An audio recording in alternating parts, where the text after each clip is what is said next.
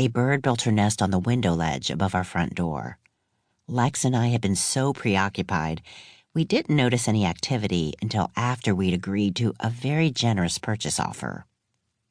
Our home hadn't even been on the market. A real estate agent with clients who were desperate to buy in our school district made cold calls on the Saturday before a holiday weekend.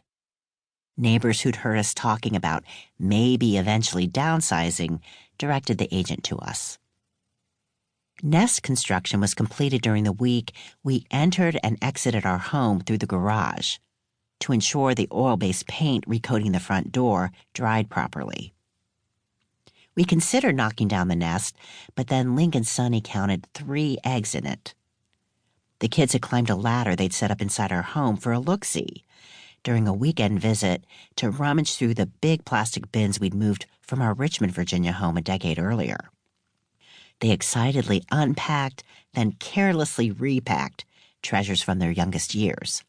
Lego bricks, Barbie dolls, swim team ribbons, creatively spelled and vividly illustrated booklets. The bird eggs hatched. According to Google, the helpless tiny creatures needed a few weeks before they'd be ready to fly off on their own. Lex and I calculated this event would occur about 24 hours before our own move-out date. During the rare moments we were home together and sitting quietly, we watched the mother bird come and go, bringing food for the babies who shrieked at her absence.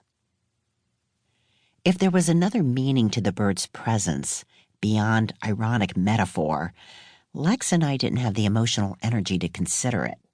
We were exhausted from packing up, throwing out, or tagging for storage an almost 30-year marriage's worth of accumulations, while crying, cursing, debating, and bargaining over what to do next.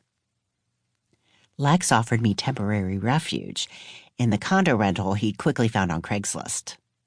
I stared at him, tempted and also dumbfounded. "Do they allow dogs?" I asked. Lex reread the ad. Nope. He called the condo owner to say the deal was off, then combed the website for a pet-friendly option. I clung to Lex's actions as though they had significance beyond his amazing capacity for denial. Together, we checked out a different rental. The owner said we could bring our dog if we paid a non-refundable pet fee, as well as an extra $200 a month in rent. Lex was willing, but later, at home, I added a stipulation. The dog and I would join Lex if he put back on his wedding ring. He'd stopped wearing it a few years earlier, around the time he struck up a friendship with a woman he'd met at a conference.